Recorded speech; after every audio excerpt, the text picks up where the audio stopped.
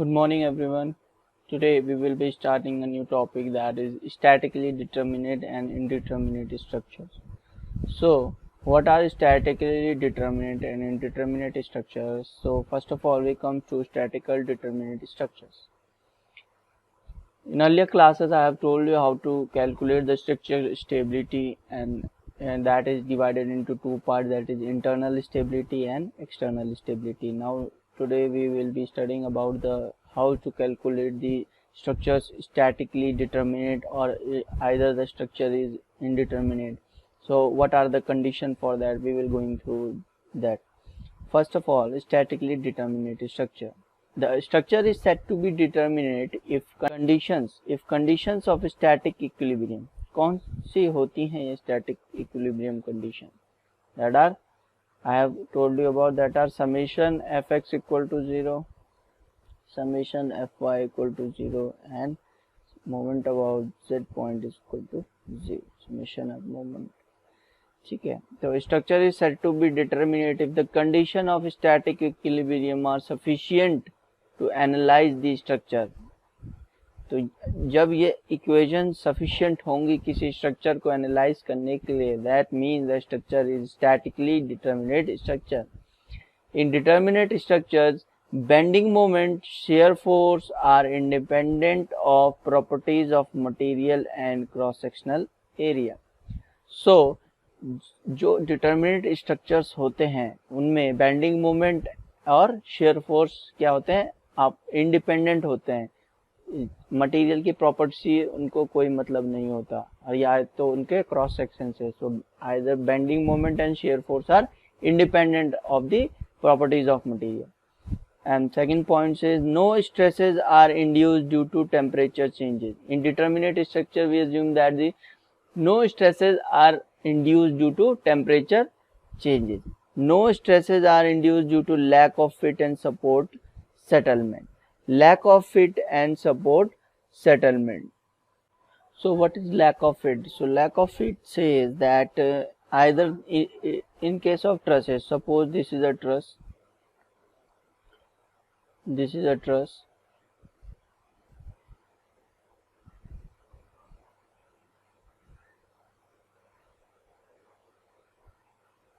okay. So this length, lack of fit means the length of the member is either too long or too short. या तो इसकी length इस node से कम होगी या तो ज़्यादा होगी, तो ऐसी condition lack of fit. So no stresses are induced due to lack of fit and support settlement. ऐसी कोई कंडीशन इसमें अराइज नहीं होगी जो कि स्ट्रक्चर स्टैटिकली डिटर्मिनेट होगा. Okay, now the other ones comes statically indeterminate structures. So what are statically indeterminate structures? A structure is said to be statically indeterminate if conditions of static equilibrium are not sufficient to analyze the structure. So ऐसे structure जिनमें इन तीन equation से कोई structure analyse नहीं होगा, the condition of equilibrium से analyse नहीं होगा, तो वो स्ट्रक्चर क्या होंगे, स्टैटिकली इनडिटर्मिनेट होंगे. To analyze these structure, additional compatibility conditions are required. So in structures को analyze करने के लिए हमको additional compatibility equations की requirement होगी. So वो क्या होंगी वो हम आगे बात करते हैं. तो indeterminate structure में क्या होता है, bending moment and shear forces are dependent upon the properties of the material. यहाँ पे independent नहीं है, डिपेंडेंट है प्रॉपर्टीज ऑफ मटेरियल पे. Stresses are induce due to temperature variation, temperature भी इंड्यूस होगा, टेम्परेचर की वजह से स्ट्रेसेस भी इंड्यूस होंगे. Stresses are induce due to lack of fit and support settlement. Okay, degree of indeterminacy. अब डिग्री ऑफ इनडिटर्मिनेसी क्या होती है? नाउ डिग्री ऑफ इनडिटर्मिनेसी के लिए आप समझिए कि अगर मैंने कहा कि किसी स्ट्रक्चर, जैसे अभी हमने स्टैटिकली इंडिटर्मिनेट स्ट्रक्चर की बात करी, तो हमने उसमें कहा अगर कोई स्ट्रक्चर स्टैटिकली इक्विलिब्रियम इक्वेशन से एनालाइज नहीं हो पाएगा तो उसके लिए वो स्ट्रक्चर इंडिटर्मिनेट हो जाएगा. और उस स्ट्रक्चर को एनालाइज करने के लिए जो हमको एडिशनल कंपैटिबिलिटी इक्वेशन चाहिए, सो एडिशनल कंपैटिबिलिटी इक्वेशन चाहिए ताकि हम इंडिटरमिनेट स्ट्रक्चर को सॉल्व कर सकें। सो जो जितनी एडिशनल कंपैटिबिलिटी इक्वेशन हमको चाहिए होती हैं वही हमारी डिफाइन करती हैं degree of indeterminacy of structure. वो कैसे देखिए, the degree of indeterminacy can be divided into, अब डिग्री ऑफ इंडिटरमिनेसी को हमने डिवाइड किया है दो पार्ट में, जैसे कि स्टेबिलिटी के लिए किया था, दैट इज एक्सटर्नल इंडिटरमिनेसी और इंटरनल इंडिटरमिनेसी। ओके, एक्सटर्नल की बात करें तो एक्सटर्नल में एक्सटर्नल के लिए हम क्या करेंगे वो अभी आगे देखते हैं। पहले स्टैटिकली इंडिटरमिनेसी के बारे में देख रहे हैं। Those structures which can not be analyse using equation, ये तो हमने पढ़ लिया। स्टैटिकली इंडिटरमिनेसी कब आएगी?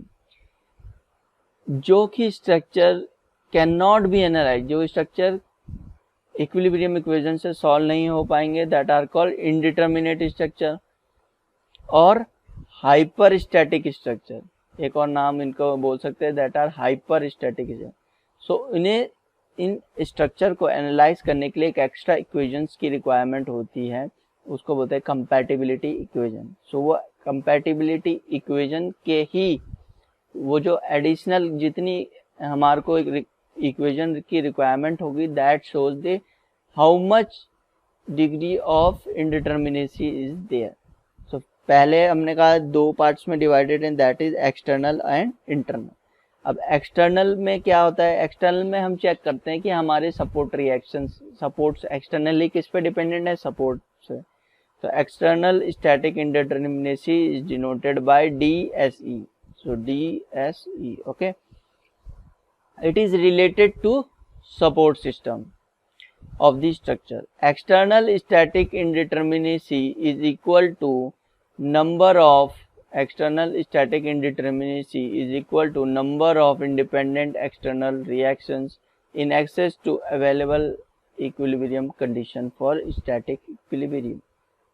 So जो यहाँ पे फॉर्मूला दिया गया है degree of external static indeterminacy का, that is DSE is equal to RE minus R. So यहाँ पर जो RE है that is the total number of independent support reactions. So ये क्या है? support reactions. और ये क्या है? number of equilibrium equation. So equilibrium equation कितनी होती है? 3 in case of 2D. in case of 3D कितनी होती है? 6 in case of 3D, 3 dimension. ये आपको पहले ही बता चुका हूँ मैं। So RE minus R. So RE is the total number of independent support reaction and R is the number of available equilibrium equation. So external static indeterminacy कैसे find करेंगे? हमारे को सपोर्ट रिएक्शन काउंट करेंगे और उसको number of equilibrium equation से minus कर देंगे कि कितने हमारे एडिशनल इक्वेशन हमको रिक्वायरमेंट है, that will give you how much the structure is externally static indeterminate. Okay,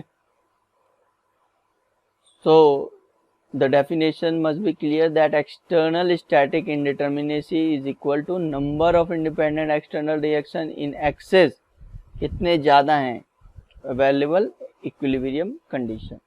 सो इसके एग्जांपल के लिए सपोज हम दो केसेस में इसको डिफाइन कर सकते हैं हम, अगर हमको कैलकुलेट करनी है। सपोज ये कंडीशन आपको गिवन है, ये एक फिक्स बीम है, ओके। अब फिक्स बीम है, इस पे कोई लोडिंग नहीं दी गई है अभी। सो अगर आपको बोला गया है इसकी degree of static external static indeterminacy calculate कीजिए, तो कैसे किए करेंगे आप? आपको पता है कि इसमें हाँ रिएक्शंस कितने होते हैं? Number of reaction is 3, RA, HA and MA। यहाँ पर RA, HA, सॉरी ये बी पॉइंट है, RB, HB and MB, okay. So number of reactions are 3 here, 3 here, 6. So degree of static indeterminacy, external indeterminacy कितनी हो जाएगी? RE number of support reaction 6 minus number of available equilibrium equation, that is 3. So that is in case of we are talking about in case of 2D, तो 6 minus 3 it gives you 3. So this structure is statically external static indeterminate by 3. Okay अगर इसी case में देखिए, अगर हमारे को general loading, ये कि तो हमारा जनरल लोडिंग का केस हो गया. ओके इसको आप केस 1 कह सकते हैं. जनरल लोडिंग का केस है, इसमें हमें लोडिंग नहीं दिया तो हमने सारी लोडिंग कंसीडर किए.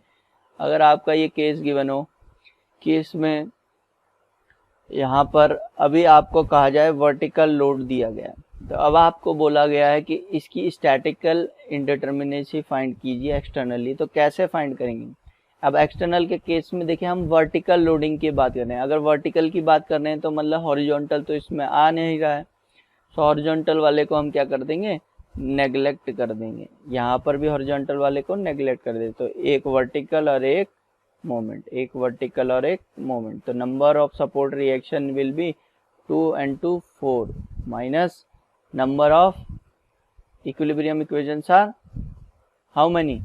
3 नहीं, 3 नहीं होंगे. वहाँ पर हमारे summation of fx equal to 0 ये वाली कंडीशन को हम क्या करेंगे? नेग्लेक्ट करेंगे, बिकॉज हॉरिजॉन्टल रिएक्शंस तो हमने कंसीडर ही नहीं किए हैं, तो इक्विलिब्रियम इक्वेशन भी कंसीडर नहीं करेंगे.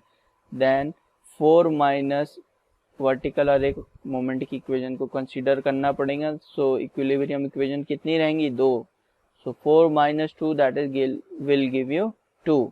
सो देखिए दोनों केसेस में डिग्री एक्सटर्नल इंडिटरमिनेसी अलग आई है. जनरल लोडिंग का केस हमने उसमें कंसीडर किया है कि वर्टिकल भी है, हॉरिजॉन्टल भी है. ठीक है, ये इंक्लाइंड है तो इंक्लाइंड के 2 पार्ट हो जाएंगे, एक वर्टिकल और एक हॉरिजॉन्टल. तो इस केस से हॉरिजॉन्टल भी आ जाएगा और वर्टिकल भी आ जाएगा. तो उसमें हमें सारे केसेस को कंसीडर करके ये सब कंसीडर करना है. अगर हमारे को simply loading consider vertical loading दी है तब हमारे को बोला तो हमारा हॉरिजॉन्टल तो उसमें जनरेट ही नहीं होता, हॉरिजॉन्टल की बात ही नहीं करेंगे. सो उस केस में डिग्री ऑफ स्टैटिक इंडिटरमिनेसी कितनी हो जाएगी? 2 हो जाएगी. सपोज अब हम रोलर सपोर्ट की बात करें. अगर ये सिंपली सपोर्टेड बीम है, एक और एग्जांपल देख लेते हैं. रोलर सपोर्ट है यहाँ पे और एक हिंज सपोर्ट है. ठीक है, और यहाँ पे हमारी एक लोडिंग गिवन है दैट इज ये वन. सो इस केस में हमारी डिग्री एक्सटर्नल इंडिटरमिनेसी कितनी होगी? सो उसे फाइंड करने के लिए यहाँ पे नंबर ऑफ रिएक्शन कितने होंगे बताइए? नहीं, 1 नहीं होगा, 0 होगा. क्यों? क्योंकि अभी हमारी लोडिंग गिवन है इन हॉरिजॉन्टल डायरेक्शन, तो इसमें तो वर्टिकल रिएक्शन होता है, वर्टिकल रिएक्शन का कोई काम नहीं है. यहाँ पे एक हॉरिजॉन्टल रहेगा और ये एक लोडिंग है ऑलरेडी यहाँ पे, तो ये हॉरिजॉन्टल रहेगा. इस पे 2 रिएक्शन होते हैं क्योंकि, तो वर्टिकल हमने नेग्लेक्ट कर दिया तो एक हॉरिजॉन्टल.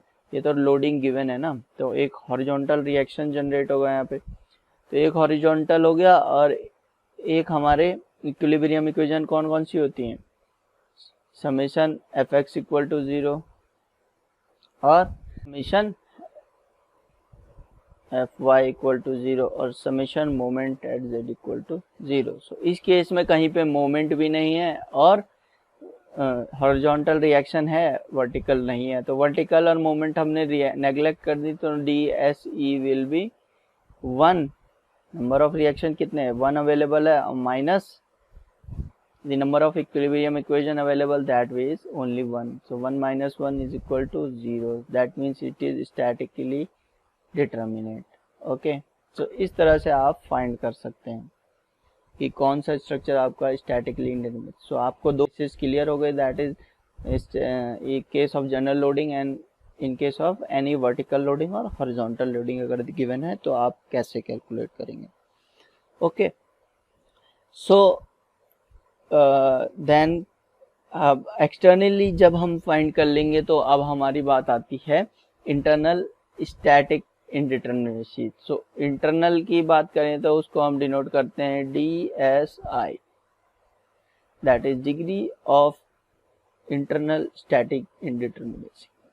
सो ये 2 केसेस के लिए आपको समझनी है, that is pin jointed plane frame या कि ट्रसेस बोलते हैं जिन्हें, पिन जॉइंटेड प्लेन फ्रेम और रिजिड जॉइंटेड प्लेन फ्रेम.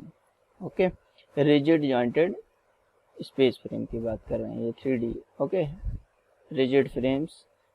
तो केस 1 जो है हमारा that is in trusses all joints are hinged and loading is applied at joint only. ये तो आपको पता ही है कि ट्रस किसे कहते हैं, ट्रस उसी को कहते हैं जिस पे लोडिंग जॉइंट्स पे होती है। Okay, the self weight of members are neglected, self weight member का नेग्लेक्ट करते हैं। Hence all members of trusses will carry only axial force either tension और कंप्रेशन।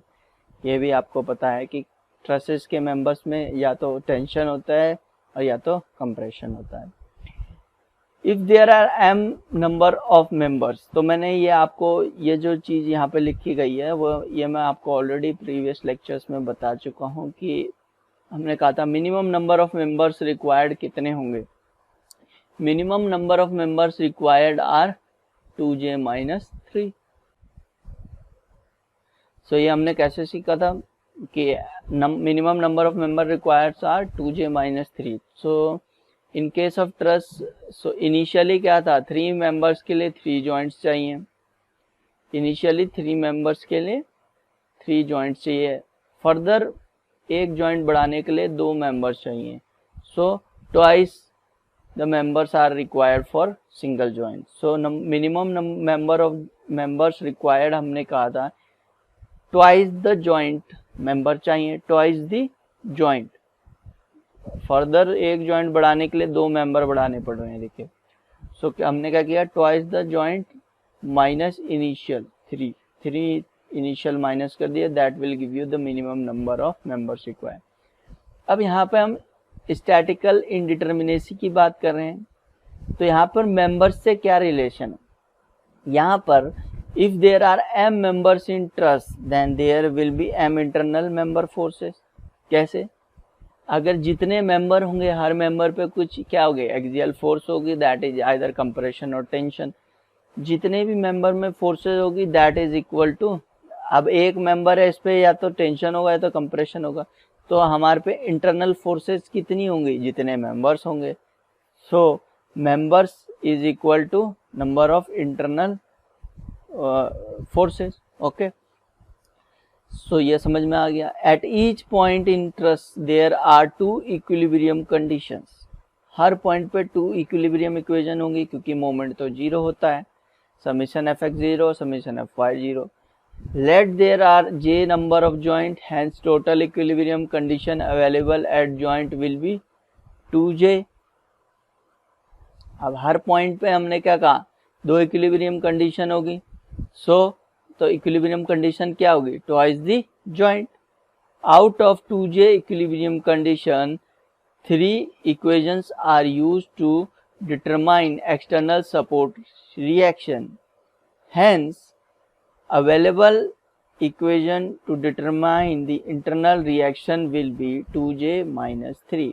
अब 2j - 3 कैसे हुआ, अब देखिए out of 2j equilibrium condition, जैसे इस केस में कितनी कंडीशन होंगी, 1 2 3 4 5 जॉइंट है तो 2 टाइम्स j इतनी इक्विलिब्रियम कंडीशन होगी, दैट इज 3 4 5 10 इक्विलिब्रियम कंडीशन होगी।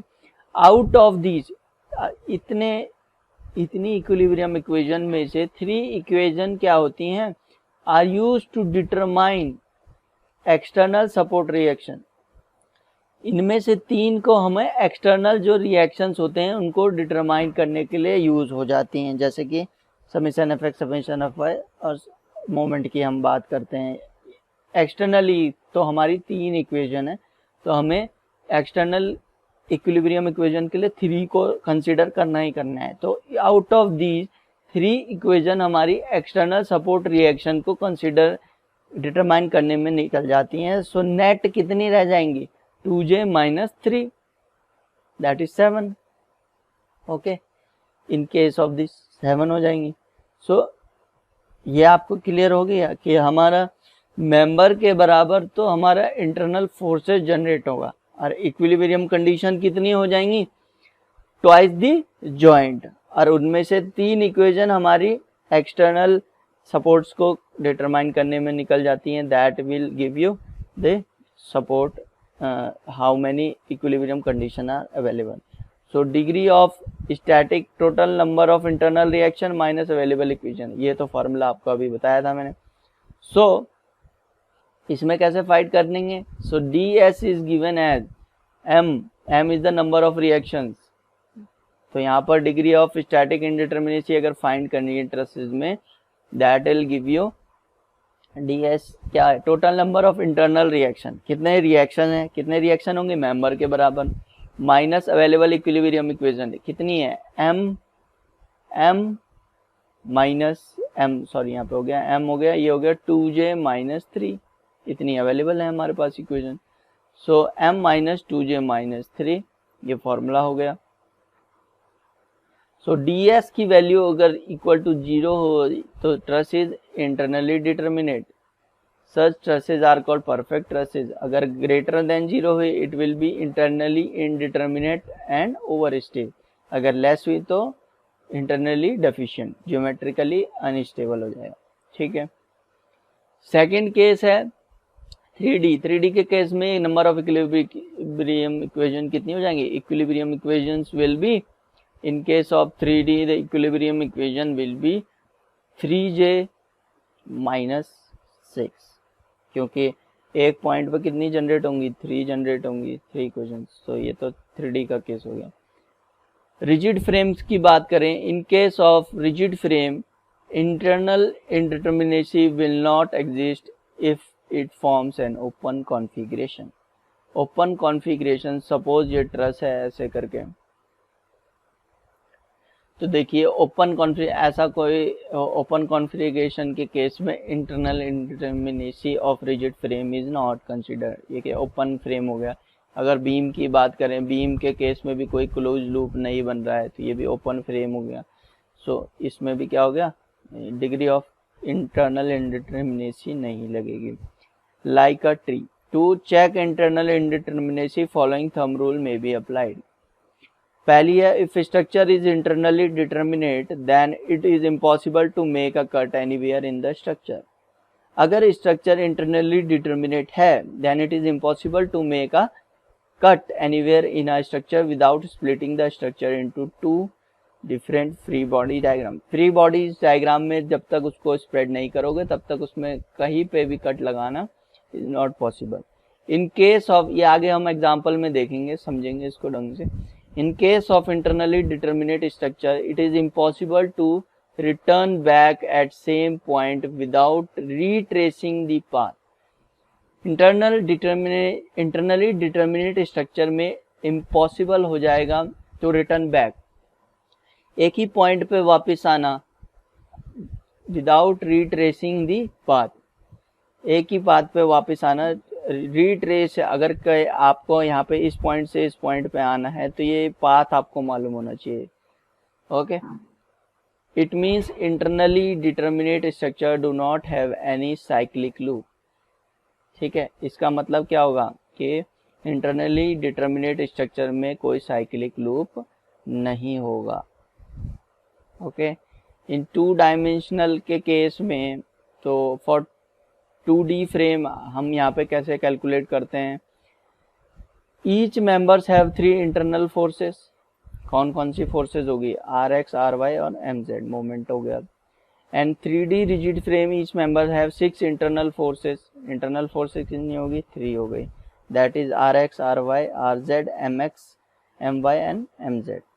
ठीक है, it means each close loop in 2D has 3 internal indeterminacy and each closed 3D has 6 internal indeterminacy। देखिए 2D के केस में क्या होगा कि हमारे को नंबर ऑफ इक्वेशंस कितनी मालूम है? नंबर ऑफ इक्वेशन कितनी होंगी? 3 होंगी। तो उस केस में क्लोज लूप से हम कंसिडर करेंगे। तो फॉर 2D फ्रेम हमारा डिग्री ऑफ स्टैटिक इंडिटर्मिनेसी क्या हो जाएगी? 3 टाइम्स सी है क्या है? Number of close loops. ठीक है, सो अगर 3D की बात करें तो यही फॉर्मूला 6C हो जाएगा, क्योंकि नंबर ऑफ इक्विलिब्रियम कंडीशन कितनी होती है? 6 होती है। ठीक है, तो क्लोज लूप से हमें कंसिडर करना है कि हमारा स्ट्रक्चर स्टैटिकली डिटर्मिनेट है या इनडिटर्मिनेट है, जहाँ पर C क्या है? Close loop. Number of close loop कितने हैं स्ट्रक्चर में? In above analysis all the joints are consider rigid if some of the joints are hybrid. अगर किसी केस में इंटरनल, जो हाइब्रिड मतलब इंटरनल हिंज आ गया, तो उस केस में फॉर्मूले में क्या होगा, minus R R, R R minus R R मतलब ये क्या है, release reaction, number of internal reaction release. तो कितने रिएक्शन रिलीज होते हैं इसका भी आगे केस आएगा, उसमें आपको बताएंगे कि जब ये ऐसे केस में नंबर ऑफ मेंबर्स क्या होते हैं, टू मेंबर्स एक पॉइंट पे हैं तो 2 माइनस 1 आर आर की वैल्यू ऐसे निकालते हैं, R R is equal to summation of M dash minus 1। M dash क्या है, number of members joining at the internal point, तो समेशन क्या हो जाएगा इस पॉइंट का 1 2, 2 मेंबर हैं माइनस एक माइनस करना है, that is R R equal to 1। अगर किसी पॉइंट पे सपोज यहाँ पर इंटरनल हिंज होता तो इस पे मेंबर कितने 3, तो number of member will be, तो आर आर की वैल्यू क्या हो जाती है 3 माइनस 1 दैट इज 2। समझ में आ गया। तो इस तरह से ये फॉर्मूला वेरी करता है। सो आई होप अब ये चीज़ आपको क्लियर हो गई हो कि स्टैटिकली डिटर्मिनेट स्ट्रक्चर कौन सा होता है और कैसे उसकी इनडिटर्मिनेसी कैलकुलेट करते हैं, और इंटरनली कैसे करते हैं, एक्सटर्नली कैसे करते हैं। ये आपको फुल एग्जांपल्स के साथ, न्यूमेरिकल के साथ नेक्स्ट लेक्चर आएगा जिसमें आपको फुल इंफॉर्मेशन दी जाएगी रिलेटेड टू न्यूमेरिकल कैसे सॉल्व करने। So for now thank you very much.